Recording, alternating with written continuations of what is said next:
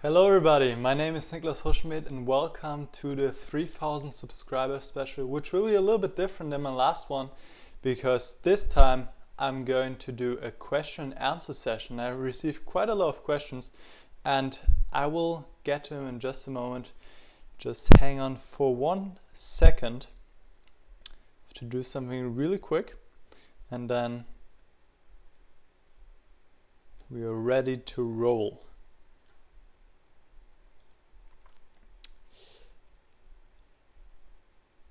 Okay, so let's go to the video which I posted, and for those of you who are watching right now, you can also ask questions in the chat. I will have an eye on that, but first of all I will answer the questions which were asked in the comments of the information video I put out to announce this special. Okay, so let's go to the video. Here we are. Let's see if this looks right. Looks good. And now I will just start at the bottom of the comments. There's some in German, some in English, so I will just translate the German ones and then try my best to give you guys good answers. All right. I'd say I will just go ahead. It would be great if you guys could just give me a quick feedback if sound and video are working fine. It's just good for me to know because I can't check right now myself, but I believe it should be working fine. Alright, so let's start with the first question. You can see it down here by Alex1901, and here's several questions. So let's start with the first question. Are you sometimes in Germany, for example, for Chess24 or German championships? Since I am from Germany, yes, I sometimes come back. For those of you who don't know, I'm studying currently in the US, studying psychology, doing my bachelor degree, BA, and I usually tend to come back during the breaks. We have really long breaks here, it's amazing. We pretty much have 4 months of break every year, 1 month winter break, 3 months summer break, and I usually tend to come back. I came back last summer for 3 months pretty much, but this winter break I'm not going to come back.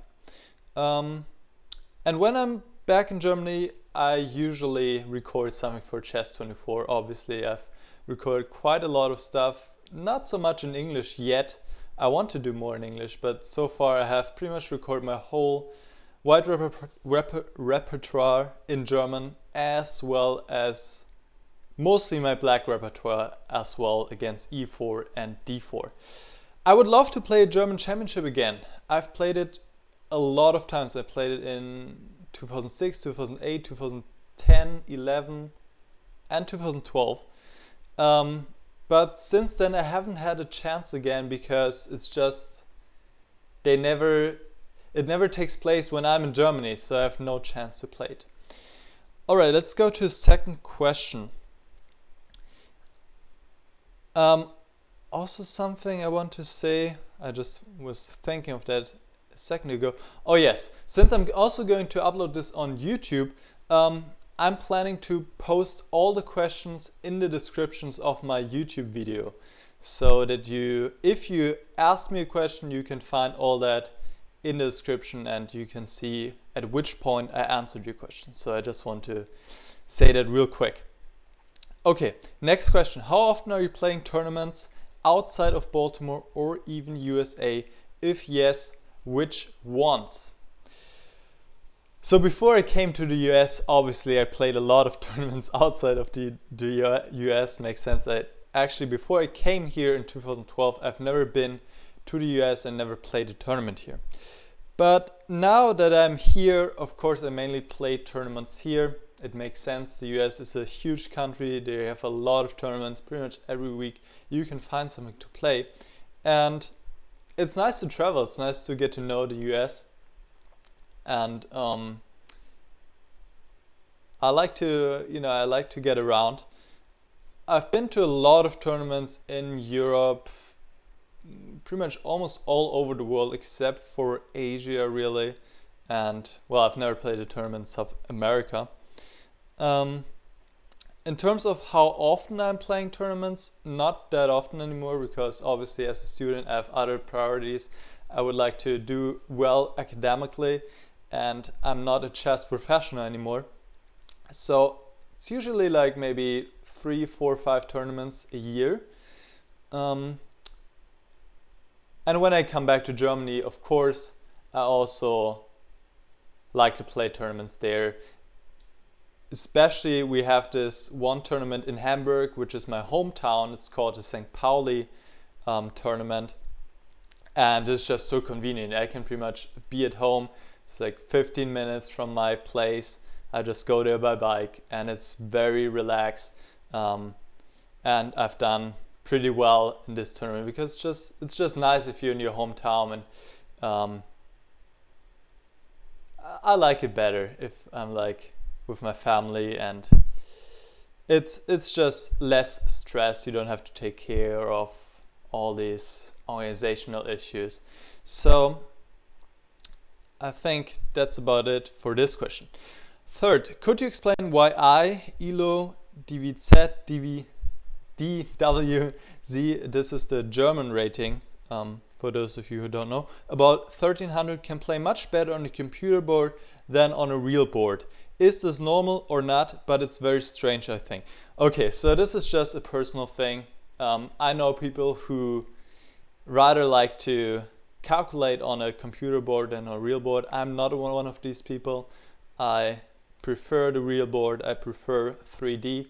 But for example, I know my teammate here at UMBC, Nazi by Kietze,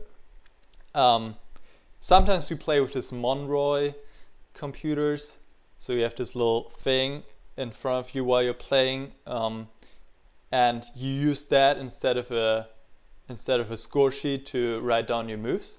So it's, most of you maybe heard of it. It's like a little computer, and you just have the screen, the diagram on there, and you have a little stick, and then you write down the moves like that. And actually, she said if she has that, she rather looks on that little thing, which is really, really tiny, to calculate than on the actual board. So you're not alone with that. I don't think it's that important. Obviously, well, it would be better if it was the other way around, obviously, because what really counts is what you do on a real board and not on a computer board, which is mostly blitz chess or rapid chess.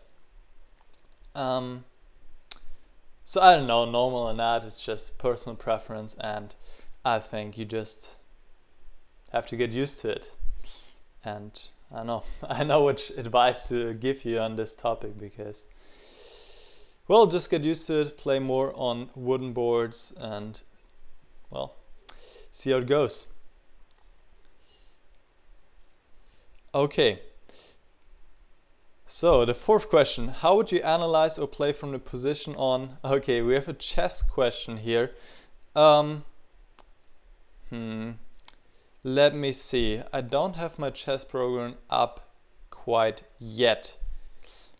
Let me get back to this question. Let me get back to that. I will open up the chessboard later, and then I will answer the chess questions all in once, so we don't have like this huge mix-up, chess and then no chess and so on. Okay, feedback. Do it like all of your other videos, and you have the best channel on YouTube. Of course, you had the best chess channel before too. Very nice. Yeah, thanks a lot, Alex. I appreciate your feedback. That's very nice of you to say. All right, I hope I could answer your questions, and then I'll go to the next one. By Benno Buschmann, and this is in German, so I will translate it, do the best I can to translate it. Let's see. Congrats to 3,000 subscribers. I'm writing in German to give you feedback because I can better express myself in German. First of all, I would like to thank you for your videos, which are really entertaining. How I said already below, one of your other feedback, he already gave me feedback, and he said he uses my videos to improve his chess abilities, which is of course what my videos are for, obviously, so that's great news. He has never played in a club, and he mainly obtained his knowledge about chess by playing himself and playing on the internet. And he really likes these basic series like I did with solving tactic exercises. For those of you who don't know, I have this series, How to Solve Chess Tactics, in which I just show my method in solving chess tactics. Okay. However, all of your series are a little bit unstructured, and they improve people in this specific area, but there's no overall concept, and one doesn't get a real overview. I would be very happy if you could do a small series about what are the core points for beginners or intermediate players to consider and to practice to improve, I assume. For example, calculation and candidate moves, or if at least I'll talk about a little bit in this question and answer thing. Okay. All right. So he is saying it's a little bit unstructured. There's no overall concept. I'm doing a little bit of thing of this and here. Yeah, I've never thought of a complete concept of my whole channel. I'm just doing what I like. I come up with ideas, I try it out, I see how it plays out, how people like it, how the feedback is, and I've never thought of that. But I can say a few things in terms of what beginners or intermediate players should practice the most, something I talk about a lot. As you said, mostly calculation and candidate moves.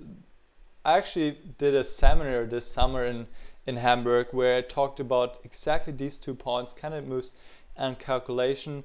Well, calculation is pretty clear what it is, whereas candidate moves refers to the moves possible in any kind of position, and how do you find out, or how can you see all the moves which you should consider in any position, because sometimes there are some hidden resources or moves which are maybe unexpected, and how do you find these moves? And this is really critical, so that you really consider all the moves which should be considered in a position. And to do that, for candidate moves I always say do studies, because studies, the big plus point is that there's only one solution. If it's a good study, there's only one solution, and you have to find only moves for both sides. So you have to find the best move for white. Most cases it's white, and white is supposed to win or draw. And then you have to find the best defense or the best way to counter your move, and to make your task as difficult as possible.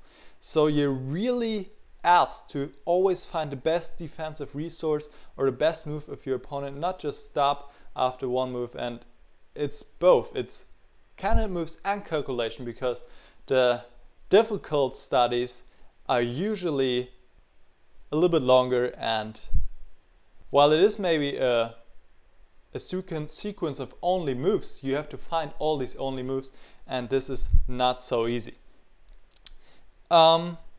In terms of calculation, of course, there's a lot you can do. My coach really emphasized he called them power positions, and these positions were really full positions in terms of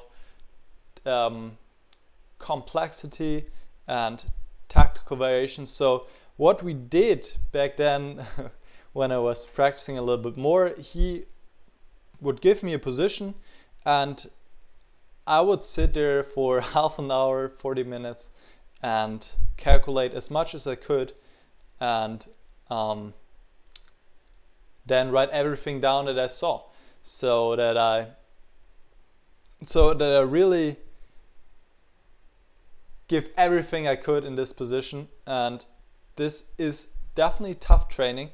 It's pretty hard because it gets frustrating at some point if you just sit there with one position for such a long time, but it really helps to improve calculation skills, because this is pretty much the closest you can get to simulating a real competition situation, because in the game sometimes you have a really complicated position and then you also have to calculate for a long time, and you have to train your mind to not become tired, to not become exhausted, because really in chess a big thing is also the condition and how long your mind can work properly, and how long it takes until you get exhausted. So for calculation, really you can do a lot. I always recommend 2 books. For one, Perfect Your Chess by Volokitin and Grabinsky, which I worked with, and then what I believe probably among the best books out there is Analytical Manual by Dworetzki. It's a huge book. Dworetzki is one of the most recognized and prestigious trainers in the world. He has written a bunch of books. Also, he's a great endgame expert, but I really liked his Analytical Manual, which is all about calculation, and you have so many exercises in there, it will last you for a couple of years pretty much. So I can really recommend that. Okay, so for those, I see there are some questions in the chat. For now, I will just answer the questions first in the video, and we'll then get back to the questions in the chat. So please bear with me, it might take a little bit. I don't know how many questions there are there, but it might take a little bit. Okay, let's go to the next questions. Okay, there's not a question. More matches with Chess Explained. Okay, we can do it in the future. Chess Explained, for those of you who don't know, is also a famous chess YouTuber, actually also from Germany, but he mainly does videos in English. And we recorded one match together where we played against each other, 2 blitz games, and both recorded our comments, and this is always great because you can see the game first out of my perspective, and then out of his, and this really gives you some insight on what we think during a game. Okay, next. Is that a question or is it just feedback? Okay, it is both. As for feedback, you're simply awesome. Your channel is probably the most instructive, and as for that, the best chess channel on YouTube. You can see I have a big smile on my face. Thank you so much. I really appreciate it. Really making me blush here, pretty much. I really love your game analysis because you mention a lot of different lines. You explain them in a way that even can be understood by hobby club players like me. I also like your Unglaubliche Züge, this is a German series, which quite much because they show how beautiful chess can be. Yeah, I also like the beauty of chess, which is why I have that series. I showed them to younger members of my high school's chess group, and they got really excited and now try to find the best move by sacking some pieces all the time. They try to play such beautiful moves in their own games. Okay, this is actually not too good, but can talk about it later. Even if they actually blunder, but it's just so cute if they play tactics that do not work, or do work because their opponents do not get it either. Thanks for that, you're giving them a great time and maybe contribute to motivating them for chess. And of course, my chess has improved because of your videos too. Watching these videos in the evening is a good way to spend at least some minutes a day on chess if time or more is not available. Well, thanks at least, thanks first of all for this great feedback, I love it. You can see I'm having a wide smile on my face. It's really funny with your high school chess group. That's actually a thing though. Better play good than beautiful if you can. I mean, all of us, we always want to play beautiful, of course, because it's just great, it's fun. But in the end of the day, what matters is really if you take home this win. There's nothing more frustrating than to give a winning position out of hand because you just want to win the most beautiful way. This is just if that ever happened to you, you know what I mean. It's just so bad, and so you don't want to do that. Okay, as for questions, now it's times of missing some obvious tactics in the middle game are over. I often have to play some endgames, which I never had to do earlier due to the fact that the position was dead lost or won before even reaching some type of endgame. I have no clue about. This year I played 2 endgames against about 400 points higher rated players, and they were actually won for me, but I drew them. What is the best way to improve the endgame? I do know some basics in rook and pawn endgames and king and pawn endgames and others, but they do not really occur in my games. Okay, so let's get to this question first. Of course, endgame is a really huge part of chess. I would say the endgame is about 20% or 30% knowledge and 70% or 80% calculation. Really, in the endgame, calculation is so huge. I cannot stress that enough when it comes down to rook endgames, especially pawn endgames, because pawn endgames,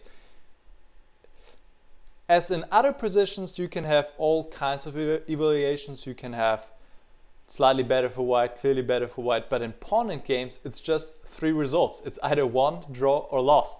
It's as simple as that, because you can calculate everything pretty much, and with so much reduced material, it's all about calculation in the end. So what can you do to improve the endgame? I would say read some good books. This is how I studied the endgame. There's so many good books out there. As I already mentioned, the Dworetzki book, it's a classic. It's called The Endgame Manual, I believe. It should also be available in German. Then I can also recommend the Endgame book of my 2 former coaches, Mueller, who is a huge endgame expert, one of the most recognized endgame experts in the world.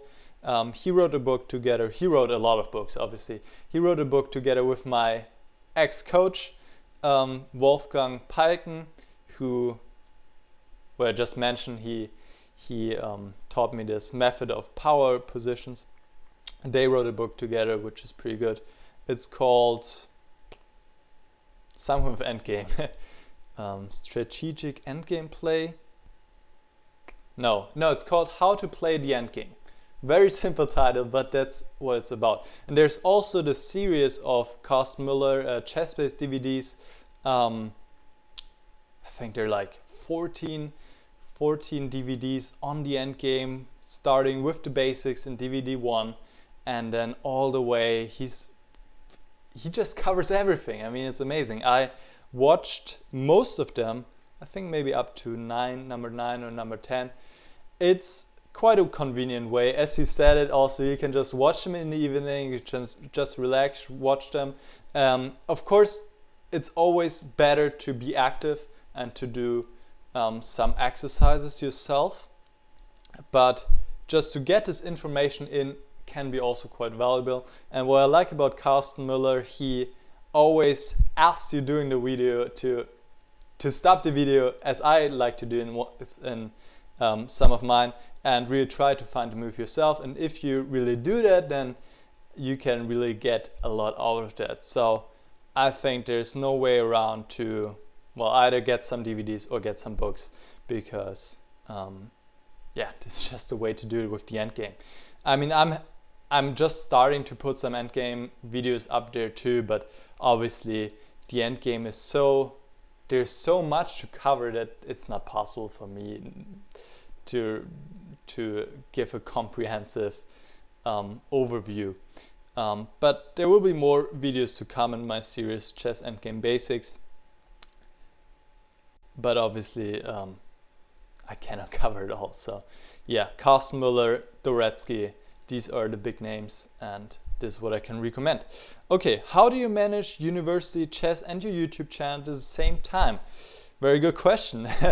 Well, as you guys probably know, this semester or these last couple of months I've been really active, putting up at least 1 video a day, pretty much every day. So it will not continue like that, because this semester I had a super relaxed schedule with my classes. I only took 4 classes, usually I take 5, and my classes also didn't require a lot of homework, a lot of classwork. It's always up to the professor, as you guys probably know. A class can be taught in a lot of different ways, and I got this really good professor who's a great lecturer, and what is also really great about him that he pretty much doesn't give homework, and the exams are fairly easy if you go to class and do your readings, which I do. And so I had really a lot of time, and I was thinking, okay, this is the time to do something about my YouTube channel and to put some videos up there. But next semester will be different again. I'll probably take 6 classes, and then I won't have as much time, and still there will be videos coming, obviously maybe 2 to 3 a week, so that will be a little bit different. Okay. Oh, in terms of chess, I actually don't do much. Well, I do some chess, but most chess I do is related to my YouTube channel, to be honest, at the moment, because I'm not playing a lot of tournaments, as I said, so I'm not doing a lot of practice either. We have one weekly practice with the team, that's about it. And then just there are other things I like to do: YouTube, my studies, my girlfriend, friends, sports, and so on. So yeah, I'm not doing too much chess besides YouTube. Okay, the real shadow bit. Okay, let's see if this is a question. I don't know yet. I totally agree. As a hobby player, these videos really help, especially game analysis, where you're told about the outcome of lines you did or did not even consider. This really is useful in the games I play. Oh, the sentence wasn't open. It's useful in the games I play because these are real game tactics with other pieces standing in the way of you trying to push your tactics through. I would also like to see a way to improve my endgame play. I know how to mate with knight and bishop if there are no other pieces on the board, but in a real game I cannot actually get anything out of that knowledge.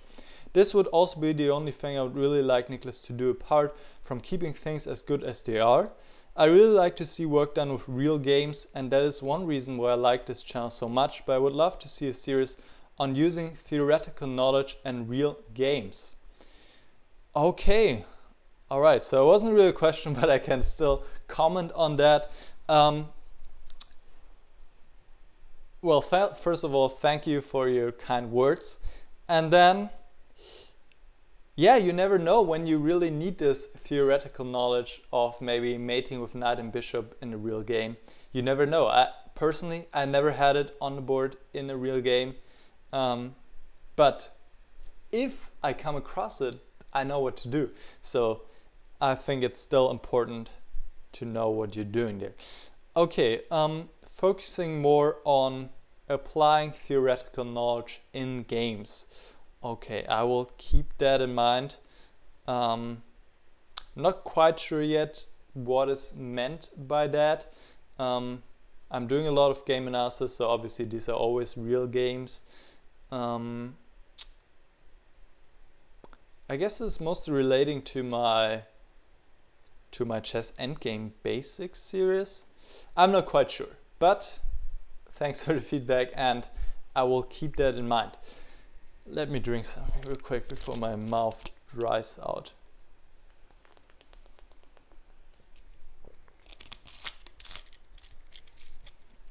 Okay,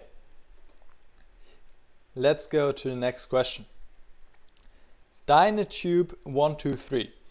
First, how do you prepare for a chess game? Sports, diet, mentally, etc. Okay, so the preparation for a tournament usually begins already, I'd say, a couple weeks before. I start getting my brain in shape, doing a lot of little tactics. I have this chess app, it's called Chess Tactics, which I like a lot. I'm also doing the tactics trainer on Chess24. It's really convenient. You can do it on your phone whenever you you have nothing better to do at the moment, or you just want to take a little break from something, you can just open up the app and then do some little exercises, and that gets me in shape. And then also I do some more serious stuff, like maybe some studies or some other tactics. I have some exercise sheets, so I just try to get my brain in shape so that I'm that I'm ready to play.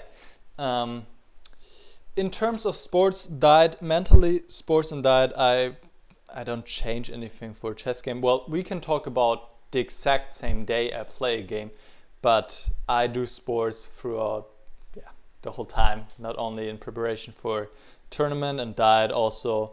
I'm having a healthy diet. Okay, so in terms of what do I do this exact same day, I like to get a good amount of sleep, of course.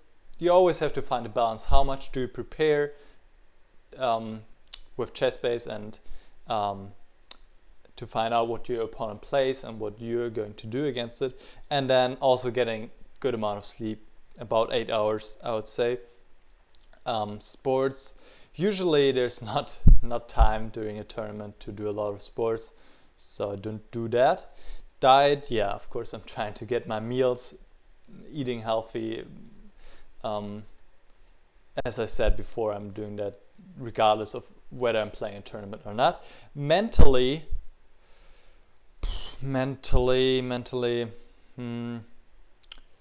nothing particular I'm doing. I know sometimes maybe 10 or 15 minutes before the game starts, I just calm down, just chill on the bed for a little bit, and then to just get my mind cleared from all the variations I saw, so that it's not my brain is full of all that. But not too much I'm doing mentally, I guess. Okay, what's your favorite chess game in the last 10 years, or let's say since 2000? Okay, in the last 10 years. I really liked the game Morozevich against Vachier-Lagrave. I think it was played in Biel 2009. That was a fantastic game, so if you want to have a look at that, I would definitely recommend it. Maybe I can also put it in the description of my YouTube video. Really great game. That's the first game which comes to mind, but obviously there's so many. But I really like this game because it's so different from most games that I've seen. Okay, I think I'm doing a little break just to drink some more water, and then I'll be back in a moment. We still have quite a few questions, and so I'll be back in just a moment. See you then.